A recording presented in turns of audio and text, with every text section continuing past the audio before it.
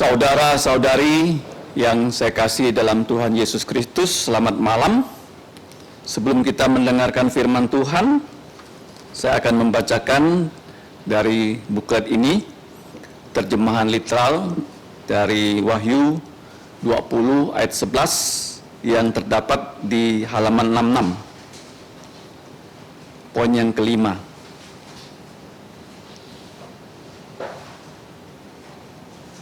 Satu ayat saja akan saya bacakan.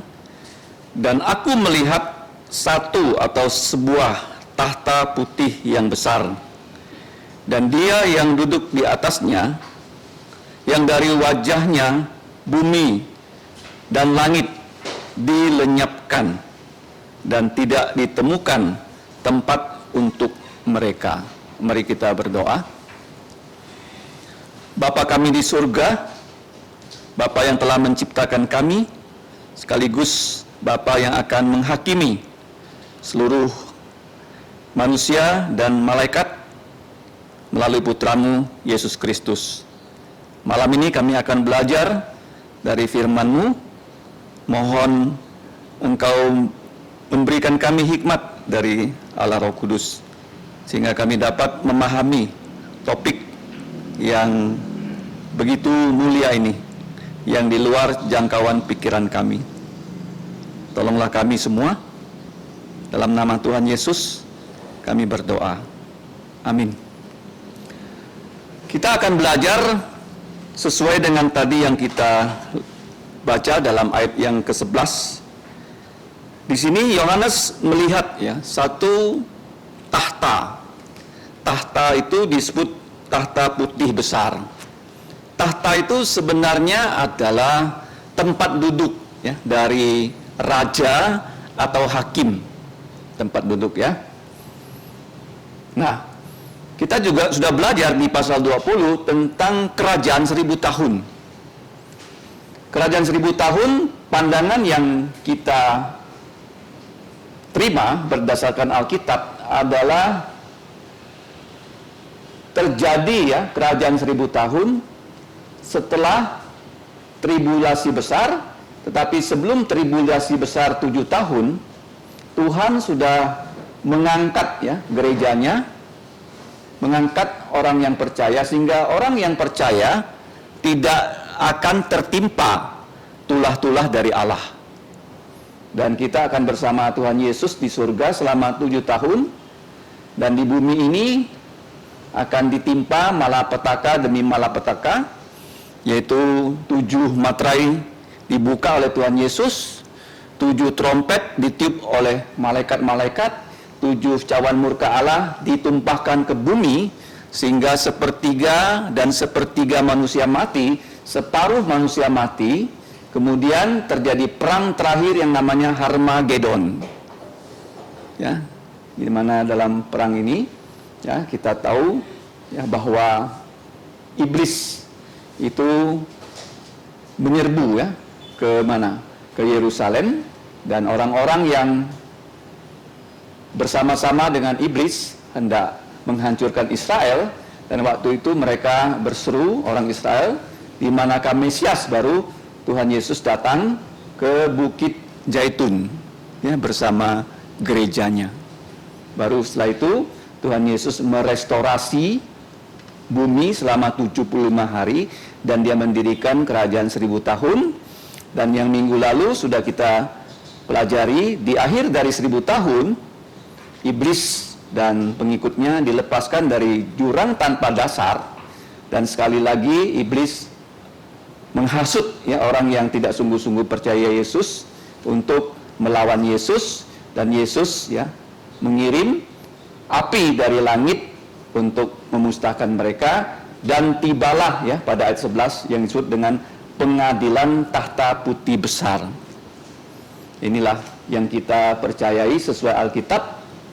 Yang tidak sesuai Alkitab adalah gereja akan masuk di namanya tribulasi ini. Jadi gereja masuk ke tribulasi, baru masuk ke 1000 tahun. Kemudian pandangan gereja yang salah berikutnya adalah kerajaan 1000 tahun itu akan berlangsung dahulu baru Yesus datang kedua kali. Artinya orang Kristen akan menguasai segala bidang di bumi, dan setelah seluruh bumi itu semakin hari semakin baik, maka Kristus akan datang. Ini pandangan yang salah, yang disebut dengan pandangan pasca milenium. Nah, kemudian pandangan yang salah yang berikutnya adalah mereka mengatakan milenium itu sekarang sedang berlangsung. Tuhan Yesus sudah menjadi raja, tapi di surga. Jadi mereka mengatakan milenium itu simbolik.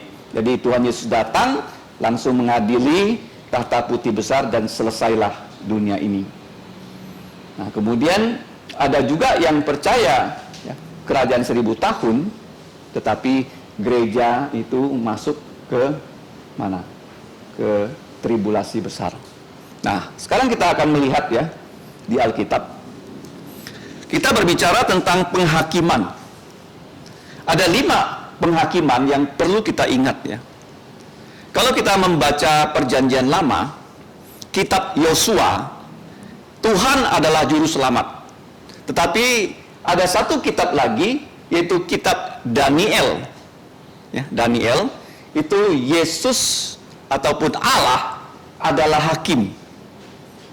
Jadi karena Allah itu adil, maka dia harus menghakimi ya semua dosa-dosa yang dilakukan oleh ciptaannya. Jadi penghakiman yang pertama itu adalah ketika Tuhan Yesus disalib. Kita tahu ada 5 hal ya tentang penghakiman ini. Yang pertama, yang disalibkan itu Yesus, tetapi dia tidak ada dosa. Kenapa dia disalibkan? Karena dosa-dosa orang lain. Ya, seperti yang dicantumkan dalam Ibrani 9 ayat 25 sampai 28. Manusia satu kali mati, setelah itu dihakimi. Tetapi Allah tidak mau menghakimi kita. Kalau dia menghakimi kita, pasti semua manusia itu masuk ke dalam neraka. Jadi dia menghakimi, menghukum dosa-dosa manusia di dalam diri Tuhan Yesus, dan waktunya di kayu salib dapat kita baca ya di dalam Injil Yohanes pasal 17 waktu Yesus disalibkan. Kemudian kita bisa melihat ya waktu Nikodemus bertemu dengan Yesus di Yohanes pasal 3, Tuhan Yesus berkata ya, seperti Musa meninggikan ular ya di padang gurun, barang siapa yang memandang kepada ular tembaga itu, maka dia tidak akan mati. Demikian juga kalau kita memandang kepada salib Yesus, kita tidak akan binasa. Kemudian tempatnya di Bukit Kalvari ya, karena di Yerusalem begitu banyak bukit ya, Bukit Kalvari adalah tempat Yesus disalib, dan di situ juga Yesus dikubur. Nah, sekarang kita melihat ya bahwa penyaliban Yesus itu hanya satu kali untuk selama-lamanya. Ya, tidak seperti para imam-imam yang harus selalu yang menyembelih binatang korban setiap hari, korban pagi, korban petang, ya korban Paskah, begitu banyak korban. Yesus sendiri dia tidak pernah menyembelih binatang, tetapi dia disalib satu kali untuk selama-lamanya. Hasilnya apa? Kristus itu mati untuk kita, dan sehingga kita tidak perlu mati. Makanya ada istilah di Roma 12, korban hidup. Kenapa korban bisa hidup? Karena dia dikorbankan, dia bangkit dari kematian. Korban itu selalu mati. Dan sedangkan kita, manusia harusnya mati, tapi kita hidup. Karena Tuhan Yesus mengampuni dosa kita, sehingga kita perlu hidup untuk Tuhan Yesus. Nah, barang siapa yang percaya kepada Yesus yang sudah mati untuk dosa-dosanya, maka pada satu saat kita akan menghadap yang namanya pengadilan Kristus. Dalam bahasa Yunaninya itu bema ya. Ini bukan untuk menghakimi kesalahan-kesalahan kita. Jadi semua kesalahan kita, semua dosa kita tidak akan lagi dihakimi dan dihukum oleh Allah. Sudah beres urusannya di Bukit Golgota. Yang dihakimi di sini adalah apa? Orang yang percaya. Apakah saat ini kamu berjalan dengan firman Tuhan? Tidak. Itu. Artinya setelah kamu percaya Yesus, apa yang kamu lakukan untuk Tuhan Yesus, itu yang akan dinilai. Ya, seperti pada saat orang di wisuda, semuanya lulus, ya kan? Tetapi tidak semua orang lulus dengan nilai yang tinggi, sehingga mereka dapat disebut ya lulus dengan pujian. dengan pujian tinggi, dengan pujian paling tinggi, ataupun summa cum laude, magna cum laude, dan cum laude. Tidak semua begitu, tetapi semua lulus di situ. Semuanya bersukacita. Artinya, setelah kamu percaya Yesus, Tuhan memberikan kita pasti ada satu talenta. Tidak ada orang tidak punya talenta, dan kita bisa pakai talenta itu, bakat itu untuk melayani Tuhan. Jadi kita akan dihakimi di hadapan Yesus bukan untuk dihukum dosa-dosanya, tetapi diberi hadiah pelayanan yang kita lakukan. Jadi dasarnya adalah kehidupan kita sehari-hari. Nama penghakimannya adalah bema, bema Kristus. Itu dapat kamu baca di 2 Korintus pasal 5 ayat 10. Setiap kita yang percaya akan diuji pelayanan kita. Kalau pelayanan sesuai firman, ada kategori seperti emas dibakar api, nggak apa-apa, semakin murni. Seperti perak dibakar api, murni. Ya, seperti batu dibakar, tidak apa-apa. Tetapi kalau pelayanan kita tidak sesuai Alkitab, apa yang terjadi? Akan terbakar. Seperti apa? Seperti kayu, seperti rumput, seperti jerami, berkas gandum. Jadi pertanyaan, apakah kita sudah melayani Tuhan sesuai dengan firman-Nya? Kemudian kita melihat dasar dari penghakiman itu adalah ketaatan kepada Allah dan firman-Nya. Hasilnya, sekarang kalau kita lihat akan terbakar kalau tidak sesuai firman Tuhan. Tetapi kalau sesuai dengan firman Tuhan, pelayanan kita seperti emas, perak, dan batu akan diberi hadiah. Berikutnya, penghakiman juga Tuhan selalu timpakan kepada bangsa Israel. Kenapa? Karena di tangan bangsa Israel itu ada kitab suci. Dan mereka akan masuk ke dalam penghakiman yang sangat besar. Karena orang Israel itu akan masuk ke tribulasi besar. Orang Kristen yang sungguh-sungguh percaya Yesus, kalau sekarang Yesus datang, kita tidak masuk ke dalam sengsara besar. Covid itu sudah sangat sengsara, tetapi sengsara besar di 7 tahun itu tidak pernah terjadi dan tidak akan terulang. Dan kalau bukan karena orang-orang pilihan orang Israel, semua manusia mati loh. Jadi Israel itu masuk ke tribulasi besar. Kenapa? Karena rata-rata sampai sekarang orang Israel belum percaya Yesus. Jadi kalau kamu ke Israel, kebanyakan mereka belum percaya Yesus loh.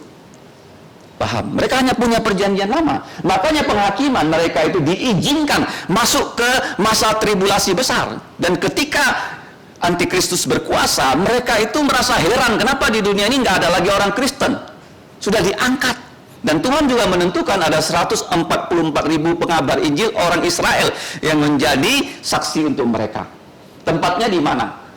Mereka harus dikejar-kejar oleh Antikristus di daerah Palestina, daerah Edom, daerah Moab. Dikatakan mereka masuk ke gua-gua loh untuk bersembunyi loh. Kemudian dasarnya adalah apakah mereka taat kepada Allah, apakah mereka percaya pada Yesus. Kalau percaya Yesus, mereka bisa mati, tapi jiwa mereka selamat. Tetapi kalau mereka tidak percaya Yesus, mereka menerima tanda 666, mereka akan binasa. Nah, kemudian hasilnya banyak orang Israel bertobat pada zaman itu. Banyak. Kalau sekarang orang Israel yang percaya Yesus, persentasinya besar, tapi tidak terlalu banyak. Penghakiman yang berikutnya, yang keempat, para malaikat akan dihakimi. Karena sepertiga malaikat sudah memberontak dan mereka ditipu oleh Lucifer.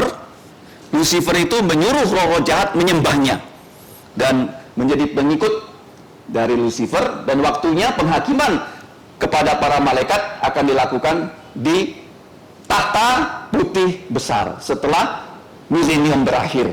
Karena mereka dilepaskan dari lubang tanpa dasar dan mereka sekali lagi menggoda manusia untuk melawan Tuhan Yesus. Tempatnya di hadapan tahta putih besar. Dasarnya juga adalah apakah malaikat taat kepada firman Tuhan atau tidak.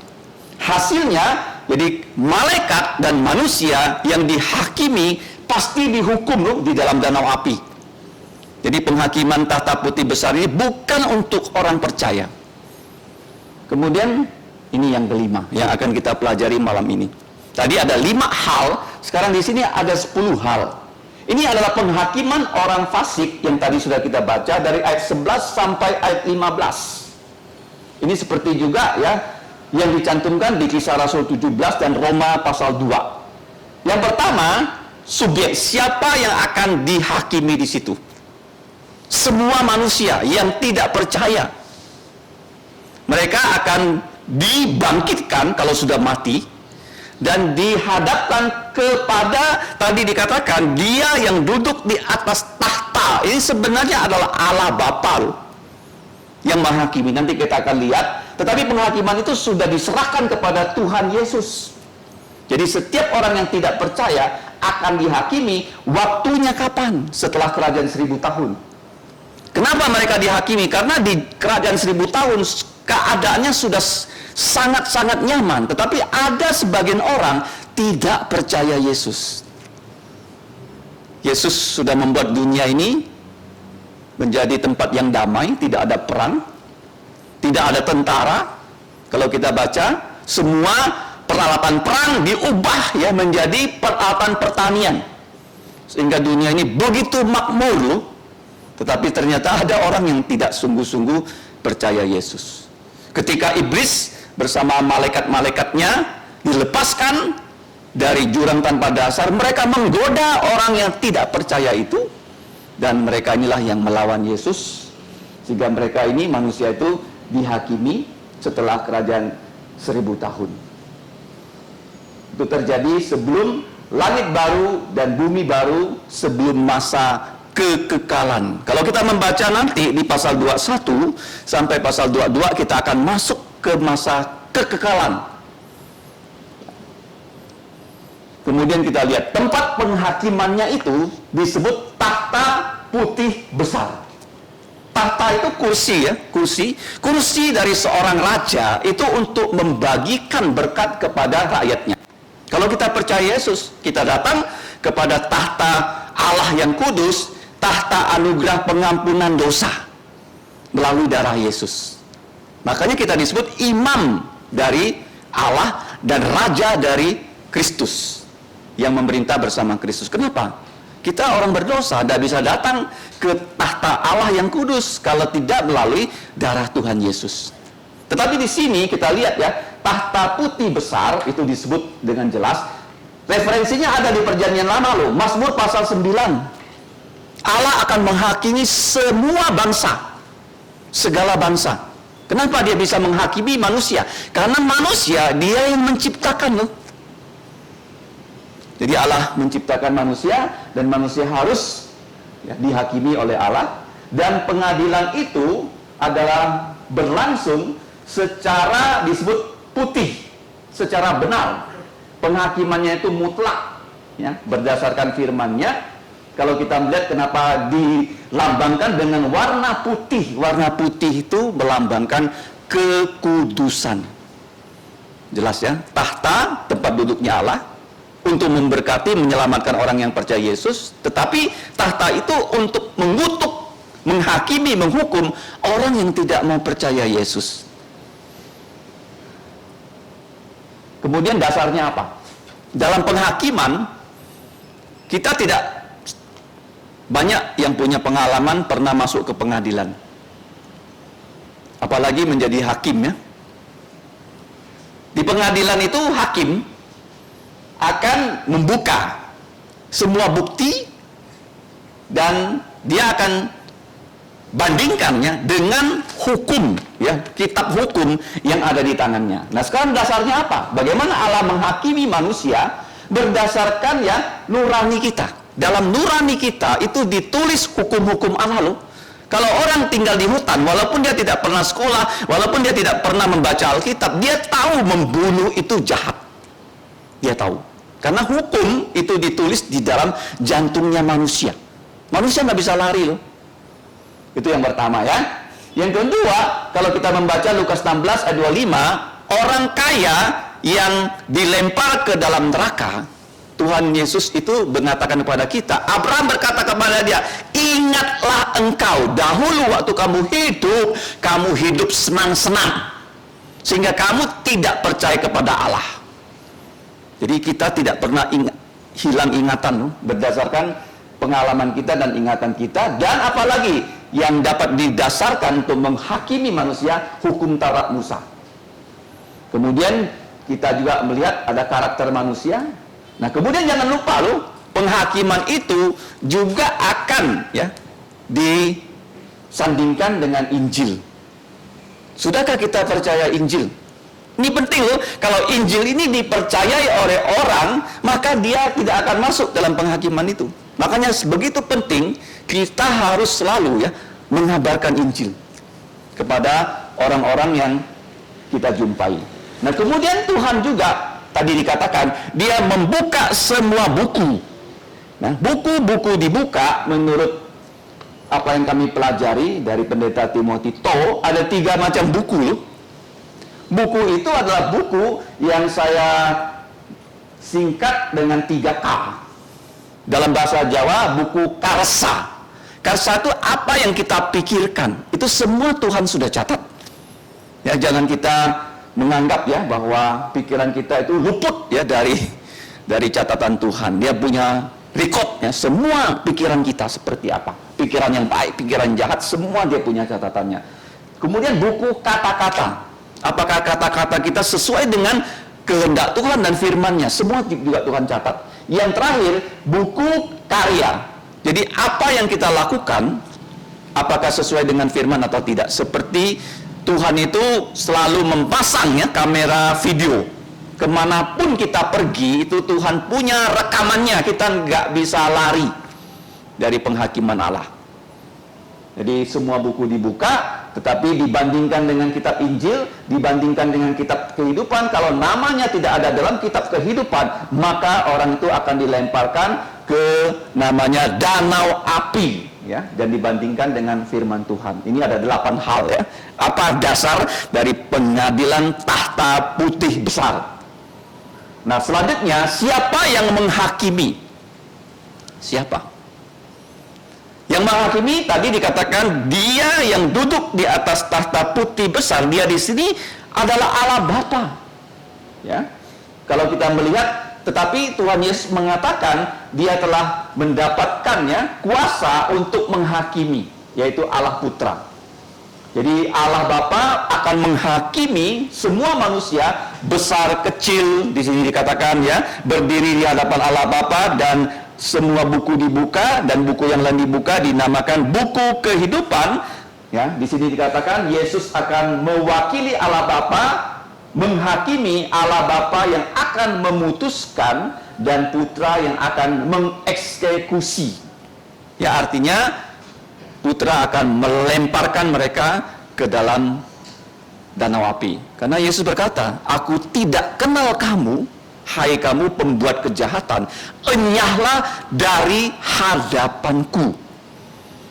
Dan Tuhan Yesus mengatakan, barang siapa yang tidak mengakui aku, Yesus, di hadapan manusia, aku juga tidak akan mengakui dia di hadapan Bapa dan malaikat-malaikatnya. Jadi kalau sekarang kita mengaku nama Yesus, kita percaya kepada Yesus, dan kita berkata dalam mulut kita sudah percaya Yesus, maka kita luput dari penghakiman ini. Ini hanya untuk mereka yang tidak pernah selama mereka hidup di muka bumi ini mengaku Yesus sebagai Tuhan dan Juru Selamat. Jadi orang yang tidak mengakui Yesus sebagai Tuhan dan Juru Selamat, mereka akan mengakui Yesus sebagai Tuhan dan Hakim.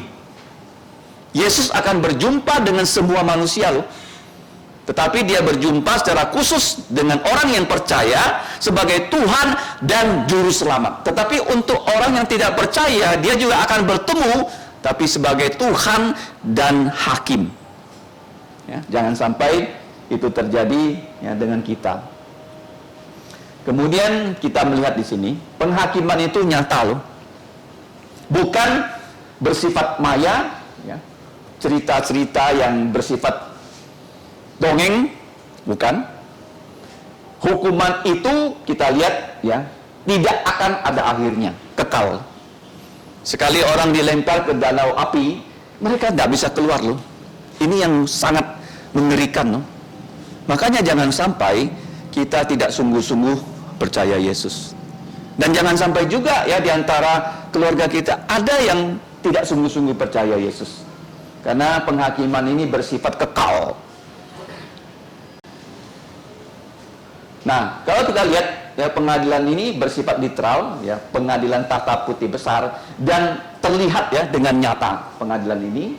Kalau kita melihat siapakah yang akan dihakimi, setiap manusia, dan juga tadi dikatakan malaikat akan dihakimi.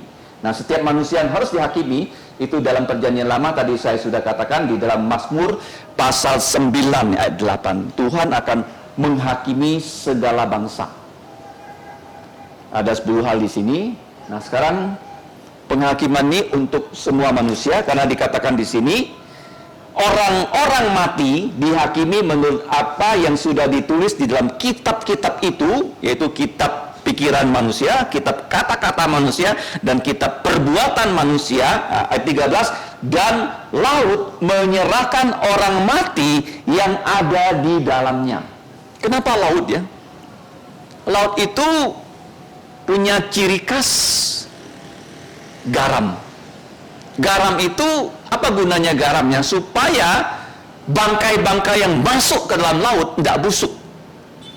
Kamu pernah tidak membayangkan kalau laut itu tidak asin? Semua bangkai yang datang dari sungai masuk ke laut, laut itu akan berbau busuk sekali.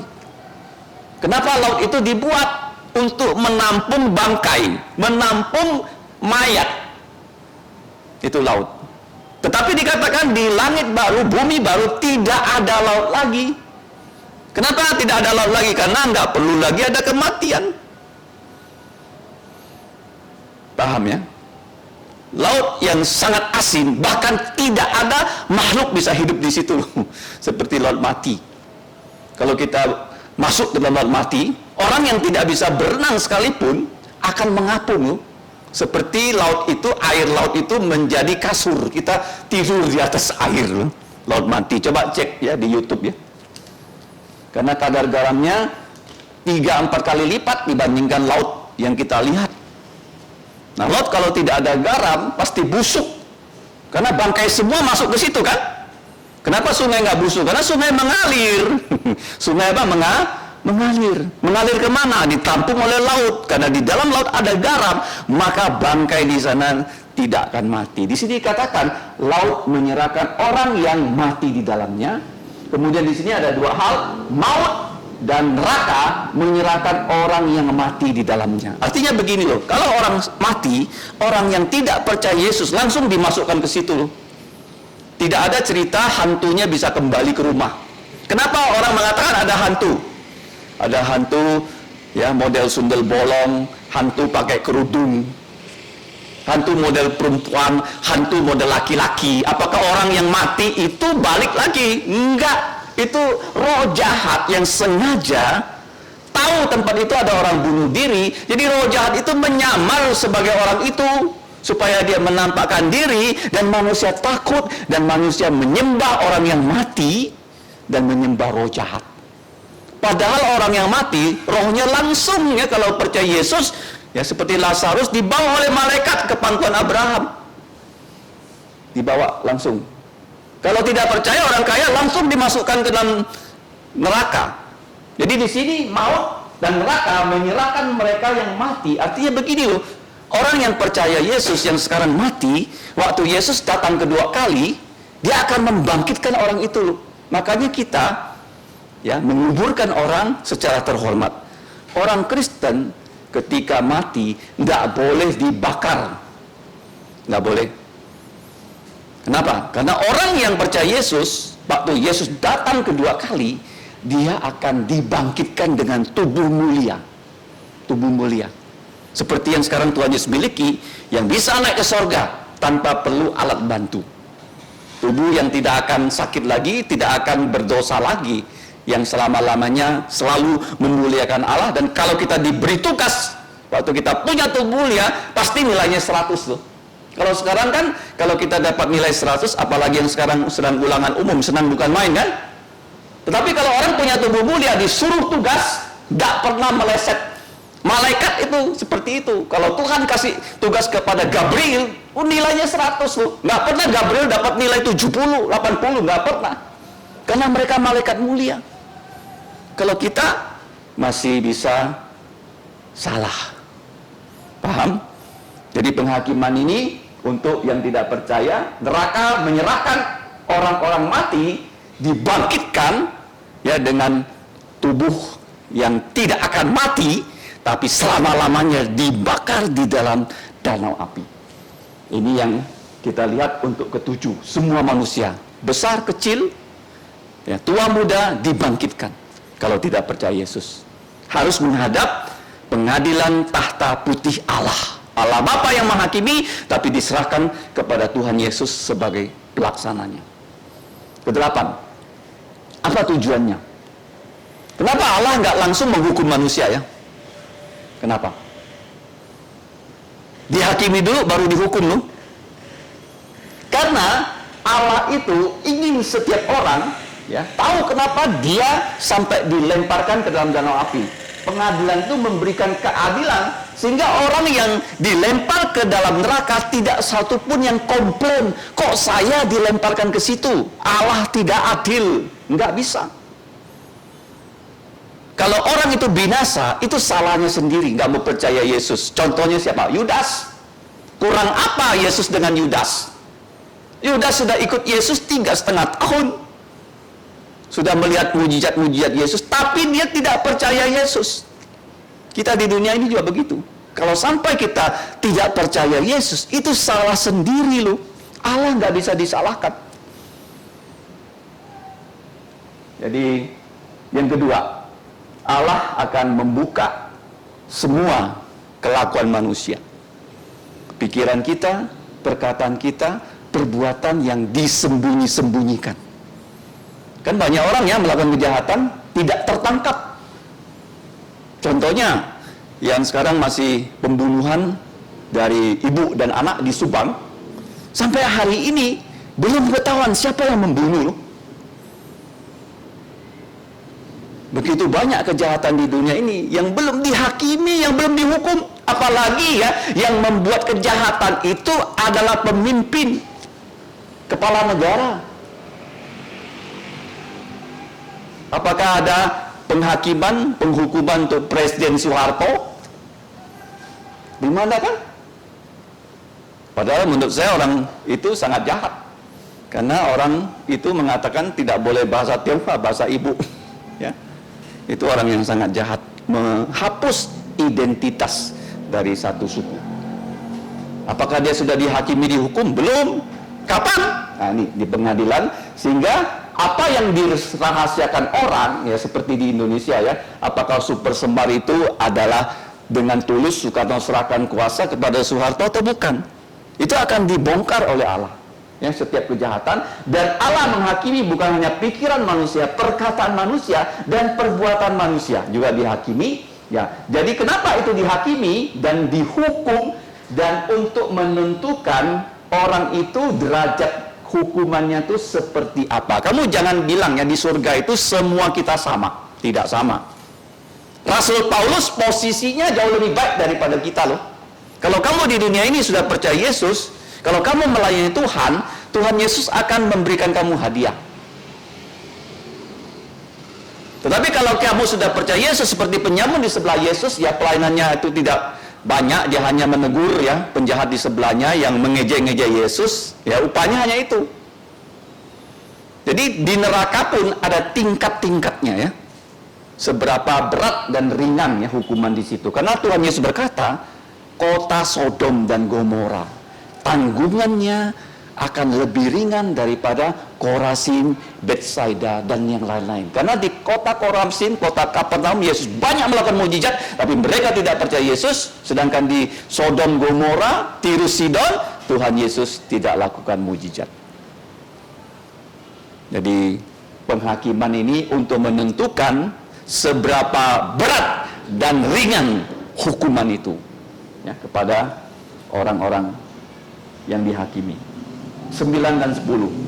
Yang ke-9, pengadilan ini berlangsung berapa lama kita tidak tahu ya. Bisa saja hanya 1 jam selesai. Karena yang menghakimi Allah Bapa dan Allah Putra. Yang dihakimi itu berjuta-juta manusia loh. Seperti di Indonesia kan, untuk menyuntik vaksin. 75% dari 270 juta rakyat Indonesia. Itu perlu bertahun-tahun baru selesai. Tapi di sini saya percaya tidak selama itu. Tuhan Yesus ya dalam 1 jam saja pengadilan itu selesai. Karena Dia Allah Maha Kuasa. Nah, kita tidak tahu berapa lama berlangsung, tetapi kita tahu manusia yang masuk ke dalam penghakiman itu, hukumannya itu adalah selama-lamanya. Orang berkata kan, mana mungkin Allah yang kasih itu tega menghukum manusia selama-lamanya di danau api. Tapi jangan lupa loh, Allah itu kasih, tapi Dia juga adil. Ya, saya sudah katakan, di danau api itu semua individu, semua ya makhluk nggak bisa lagi berbuat dosa. Iblis tidak bisa lagi berbuat dosa. Manusia yang dihukum di situ sudah tidak bisa berbuat dosa. Karena itu penjara yang antara satu individu dengan individu yang lain tidak bisa berjumpa. Makanya dikatakan Yesus waktu disalib, apa kalimat yang keluar dari mulutnya? Eloi, Eloi, lama sabachthani. Allahku, Allahku, mengapa engkau meninggalkan aku? Artinya, ya, kalau kita tidak mau ya berdamai dengan Allah melalui Tuhan Yesus, kita akan terpisah selama-lamanya dari Allah dan manusia. Kemudian yang terakhir, hasilnya apa? Ya, semua yang dihakimi di dalam pengadilan takhta putih besar itu akan dimasukkan, ya, termasuk neraka. Kenapa neraka? Karena di dalam neraka, ya, kita lihat ya, orang yang mati diserahkan untuk dihakimi dan neraka itu dilempar ke danau api. Ya, neraka ini sifatnya sementara, tetapi dilempar ke danau api yang sifatnya kekal. Jadi setelah pengadilan takhta putih ini selesai, apa yang terjadi? Tuhan akan memusnahkan juga loh bumi ini dan langit ini, dan Dia menciptakan langit baru, bumi baru, dan Yerusalem baru. Itu nanti akan kita lihat di pasal yang ke-21 dan di pasal yang 22. Ya, malam ini kita sudah belajar tentang pengadilan takhta putih besar. Apa itu takhta? Takhta itu tempat duduk. Tempat duduk untuk apa? Raja yang duduk di situ adalah raja yang kekal, Allah Bapa, yang mewakilkan penghakimannya kepada putranya Tuhan Yesus. Jadi tempat duduk raja itu untuk dua hal saja loh, untuk membagi berkat kepada rakyatnya yang percaya Yesus, atau orang yang menolak berkat dari Allah. Jadi yang disampaikan adalah kutuk dalam bentuk penghakiman dan penghukuman. Itu adalah pengadilan, ya, tahta, kursi putih. Kenapa warnanya putih? Karena suci, karena adil, ya, benar, tidak pernah ada ya salah menghakimi, salah menghukum. Karena Allah itu punya semua bukti ya dari setiap manusia di hadapan Dia.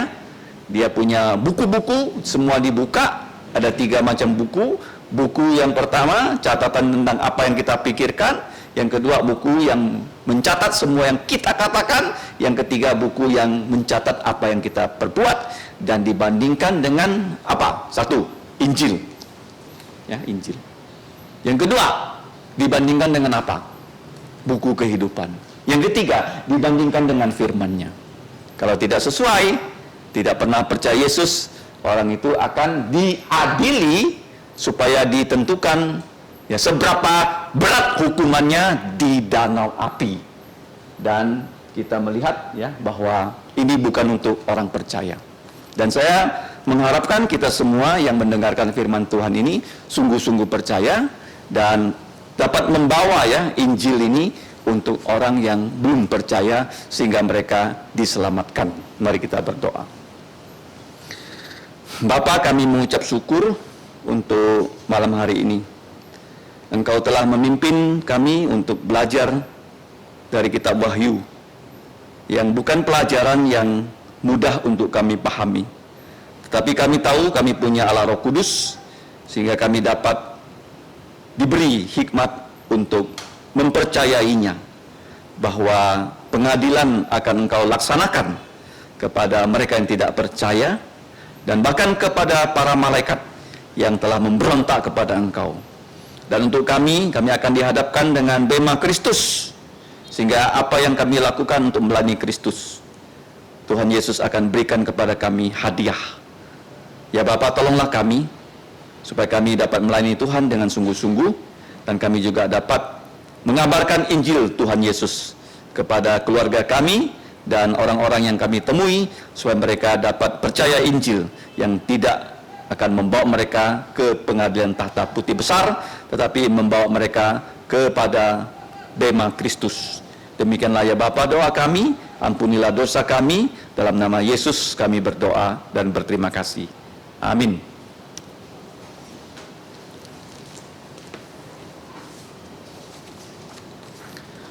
Mari kita berdiri. Pujian kita yang terakhir adalah 375. Layakkah ku pergi dengan tangan hampa? Setelah kita menyanyikan pujian ini, nanti dipersilakan Bapak Pendeta Phang untuk berdoa berkat.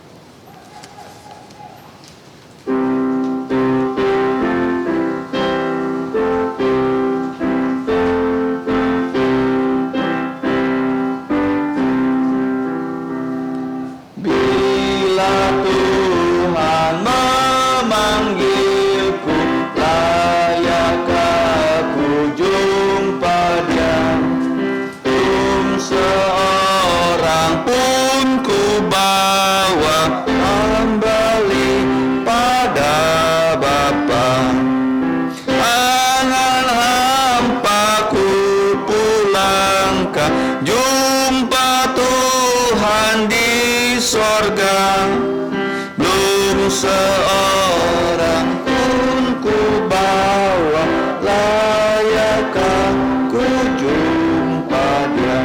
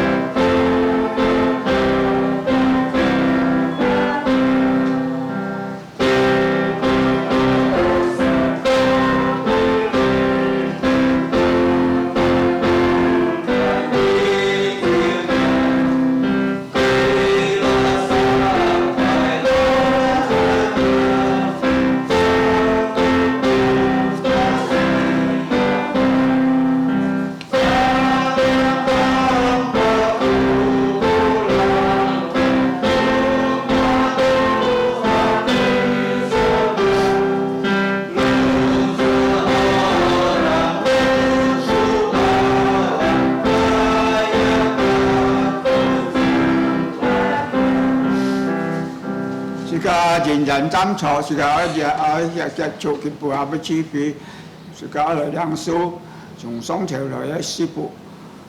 當然我主耶穌基督恩惠、天父上帝慈愛、聖靈嘅監中與交通，上與中之上門同在，從今時一直到永永遠遠。阿門，阿門，頌。